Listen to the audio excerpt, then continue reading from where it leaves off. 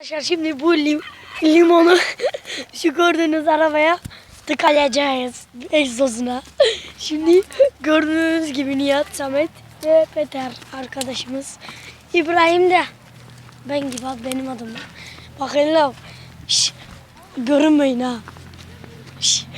Samet'e bak ya, ilman yiyip bakır. Sus lan. Döverim lan seni bak. Sadece yorum. Sadece yorum. Hiç sessiz yorum. Döverim seni ha.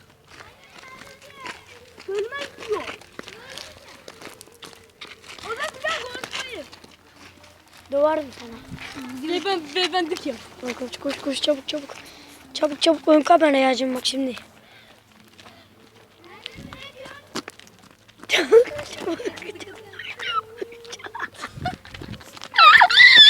Kaçın. Allah! Kaç.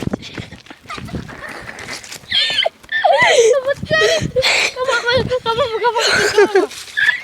Evet arkadaşlar, Naim amca suyumuza sokacak. Orospu çocuğu.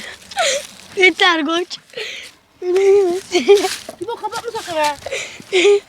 Harbi egzozuna limon tıkadık. Söylediniz mi? Sen doğarım bak sana. Yürü lan. Gel. Gelin kamerayla görüntüleyelim arkadaşlar. Evet. Şöyle göstereceğiz şimdi. Şimdi göstereceğiz zaten. Geldim yatım o zaman. Ne oluyor? Harbası çalışmayacak. Harbiden çalışmayacak araba. Araba dikiyor mu? Koş. Al kamerayı da. Koş evin göster.